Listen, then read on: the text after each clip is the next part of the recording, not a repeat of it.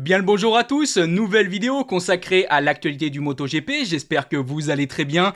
Personnellement, je suis super content parce que cette vidéo est sponsorisée par Milestone et le jeu MotoGP 26. Vous avez justement la possibilité de l'acheter en description si jamais ça vous intéresse. Le jeu est donc déjà sorti. C'est quand même une sacrée chance de pouvoir parler du jeu vidéo, du sport que l'on aime tant. Et justement, si jamais vous êtes intéressé, je voulais vous parler de quelques points sur ce jeu. Tout d'abord, la nouvelle physique qui a été retravaillée. Alors vous le savez, dans MotoGP, vous avez deux types de physique, la physique arcade et la physique pro. Je vais pas vous mentir, moi personnellement je roule qu'avec la physique pro. Et cette année, ils ont axé un peu plus la physique sur le corps du pilote. Et je trouve que c'est vraiment bien et que c'est surtout beaucoup mieux que ce qu'on pouvait avoir par le passé. Tout le monde, je crois, n'est pas spécialement d'accord avec ça, mais personnellement, je trouve que c'est l'une des meilleures physiques qu'a sorti Milestone avec cette licence. Cette année, vous avez aussi une carrière qui a été repensée avec des petites cinématiques, vous avez un peu plus de détails ici et là pour tout simplement avoir une meilleure immersion. En parlant de la carrière, vous avez aussi l'arrivée du race-off avec donc des motos de série. C'est pas spécialement un truc que je trouve exceptionnel pour la carrière, mais pour ceux qui ont envie de rouler sur d'autres motos que les motos GP, ça apporte quelque chose, surtout que je vous rappelle que vous avez aussi la catégorie mini-bike et flat track. Et tiens aussi, pour revenir sur les pilotes, il faut savoir que cette année, pour la toute première fois, il va y avoir des notes pour chaque pilote de la catégorie, et les résultats vont influencer ces notes, et elles vont être mises à jour en temps réel. C'est quand même un petit ajout bien sympa. Pour ceux qui, comme moi, sont plus axés multijoueurs, vous avez aussi cette année une grosse nouveauté. Enfin, des lobbies de 22 joueurs. Ça, c'est vraiment génial. Et comme d'hab, vous avez le crossplay entre Xbox Series, PS5 et PC. Pour terminer, vous avez aussi donc l'arrivée des cartes à collectionner au sein du jeu. On peut avoir les pilotes Moto3, Moto2, MotoGP et aussi des circuits. Bon, c'est une petite nouveauté assez cool pour ceux qui aiment bien collectionner. Bref, voici donc un rapide tour d'horizon de certaines nouveautés de ce jeu.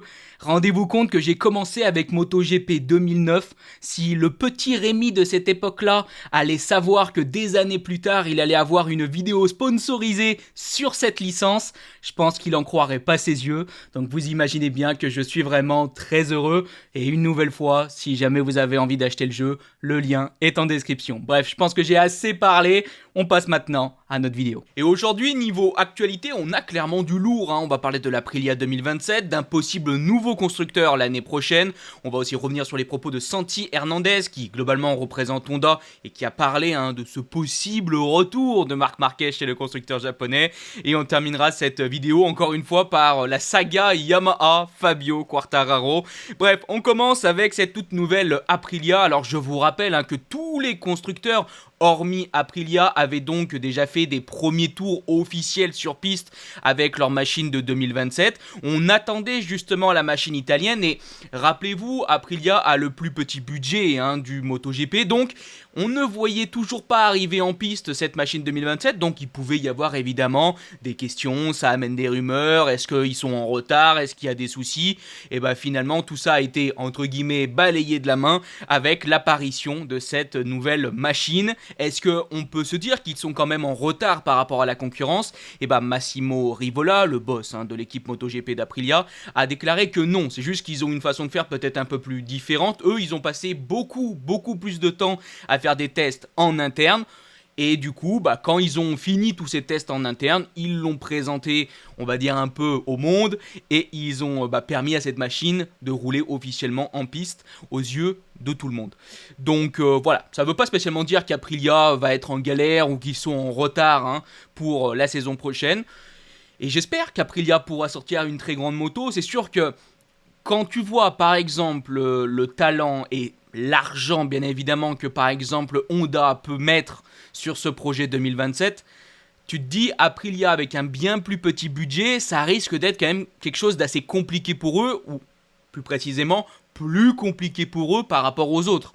Mais bon, techniquement aujourd'hui la meilleure moto en MotoGP, c'est bien l'Aprilia. Alors oui, ça a pris des années, il y a eu du développement, mais ils sont quand même bien arrivés à hisser cette machine au-dessus de toutes les autres. Et il y a quand même une moto qui a plus que surdominé cette catégorie, c'est la Ducati sur ces dernières années. Et faire mieux que la Ducati, c'est quand même très fort. Alors bon, c'est vrai que là je suis un petit peu binaire. Est-ce que l'Aprilia c'est vraiment la meilleure moto sur tous les circuits que la Ducati? Il y a un débat, mais je pense que vous avez compris l'idée. Parlons maintenant pour deuxième sujet de l'arrivée possible d'un nouveau constructeur en MotoGP. Alors ça, j'ai l'impression que c'est aussi une rengaine que l'on a depuis maintenant des années. Après le départ de Suzuki, on pensait qu'un nouveau constructeur prendrait évidemment la place du constructeur japonais.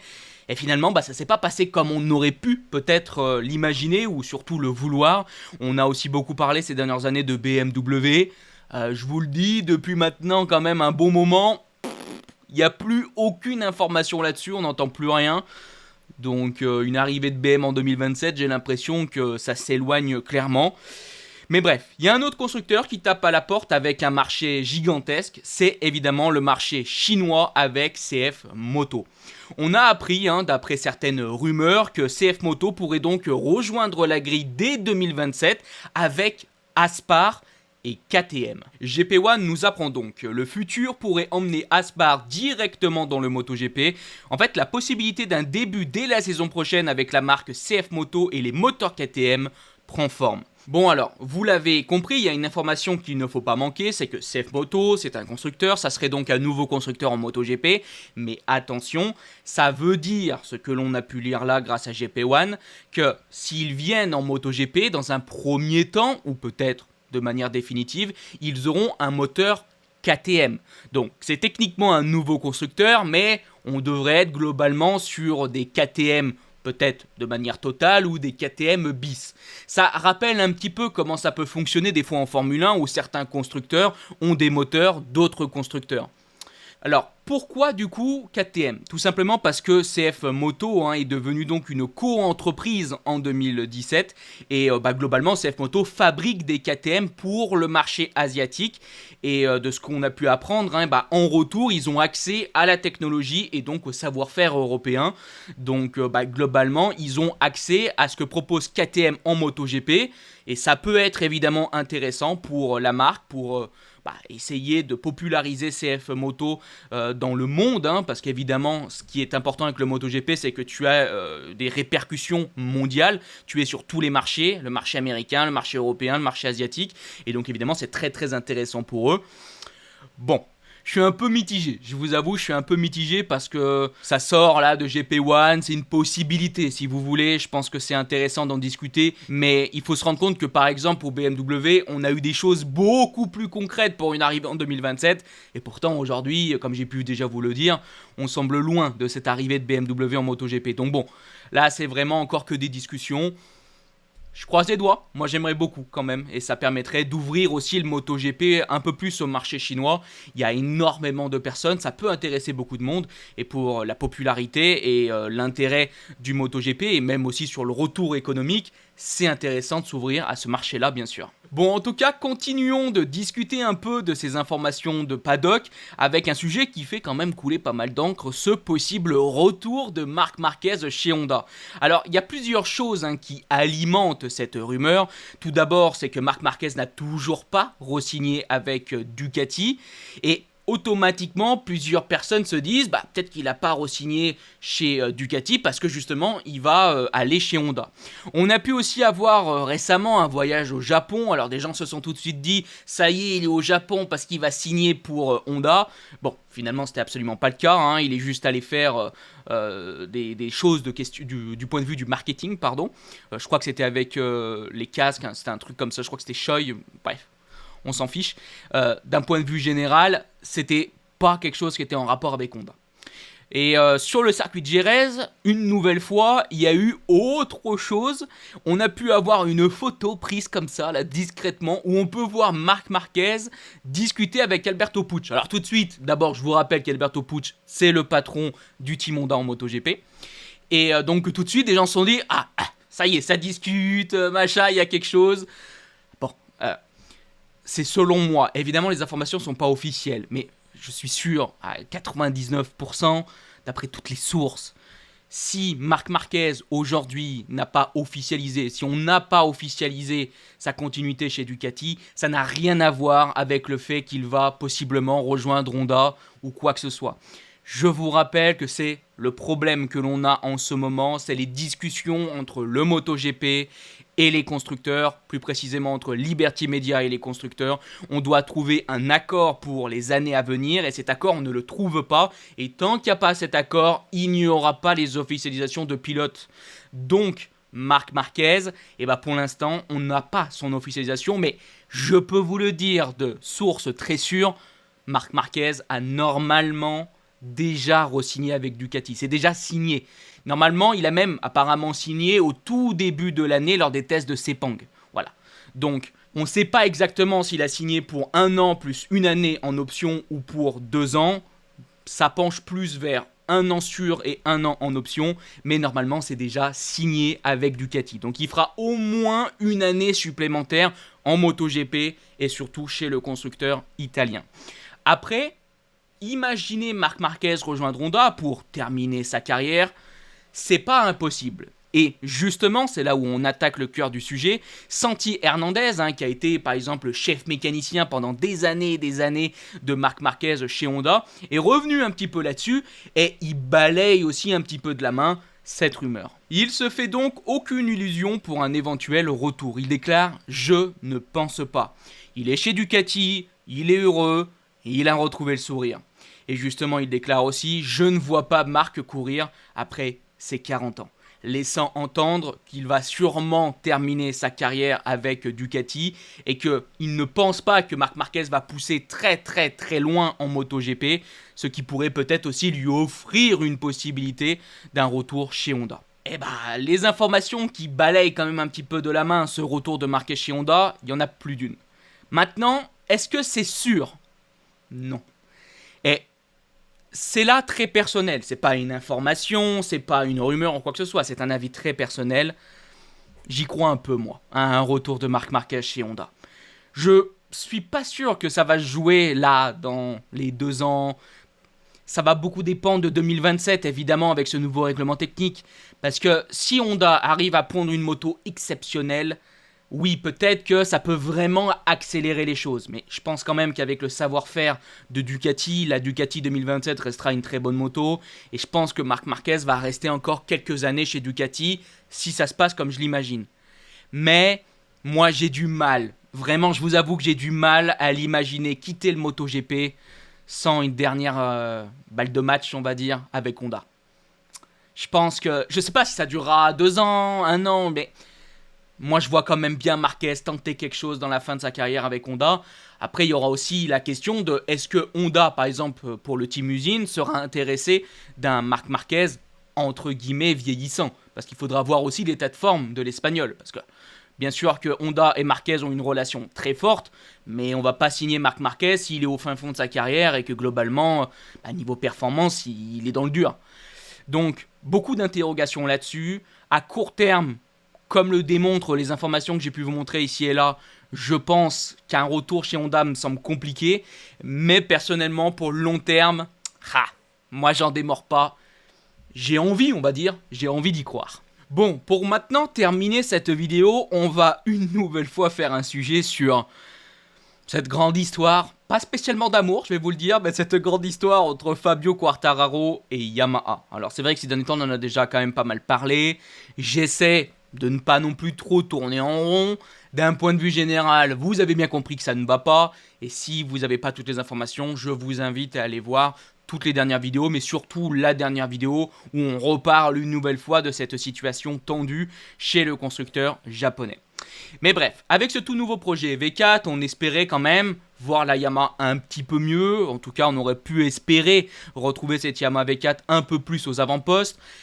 On a bien compris que finalement, ça allait être très dur. Et c'est l'année complète, c'est la saison complète qui va être sûrement très dure pour Yamaha et donc pour les pilotes. Plusieurs pilotes sont frustrés. On a vu les propos par exemple de Toprak, on a vu les propos d'Alex Rins, on a vu aussi bien sûr les propos de Fabio Quartararo. Et je pense que si vous suivez mes vidéos, vous savez aussi très bien que Fabio Quartararo, c'est pas vraiment un pilote qui a sa langue dans sa poche. Il n'hésite pas à dire ce qu'il pense et souvent, il y a un peu de casse, on va dire. Et récemment, on a appris grâce à Ruben Canales, qui a sourcé donc cette information qui vient apparemment de Diego Lacave, que Yamaha pourrait donc punir, entre gros guillemets, Fabio Quartararo à l'avenir pour cette saison en l'empêchant tout simplement de parler aux médias. Oui, rendez-vous compte au possible point dont on est arrivé. Il y a tellement de tension et je pense que Yamaha, pour son image de marque, a tellement peur que Fabio finisse peut-être par craquer qu'on se dit, oula, on va peut-être l'interdire parce qu'il y a un moment, on va finir par avoir de la casse, mais concrètement. Je vous rappelle qu'après le premier week-end de Thaïlande, Yamaha avait déjà fait en sorte que ses pilotes n'aient pas la possibilité de parler à la presse. En tout cas, on leur a dit de ne pas le faire. Et c'est donc quelqu'un de chez Yamaha qui est venu remplacer les pilotes et parler à la presse. Donc, c'est pas quelque chose d'impossible. Maintenant, pour nuancer ça, je vous rappelle aussi que techniquement, les constructeurs, du point de vue de leur contrat, ils ont obligation de faire en sorte que les pilotes parlent à la presse. Donc, si on interdit Fabio, il va y avoir des discussions normalement avec le MotoGP pour rendre ça possible. Mais ça démontre quand même une situation qui... Mama. Bon, j'ai l'impression que le mama, je le dis presque à chaque vidéo où je parle de Yamaha et de Fabio Quartararo, mais ouais, c'est dur, c'est dur. Et il faut savoir qu'apparemment, cette tension qu'on a dans les déclarations de Fabio Quartararo envers son constructeur ferait aussi un petit peu du mal par rapport à sa possible future relation avec Honda. Dans du coup ces informations qu'on apprend d'après Diego Lacave, apparemment Honda ne serait pas non plus satisfaite de la manière dont Fabio Quartararo critique publiquement son équipe. Si en plus ça commence à ternir ta relation probable que tu auras l'année prochaine avec Honda, qui devrait être normalement le nouveau constructeur de Fabio Quartararo, là c'est pas très bon.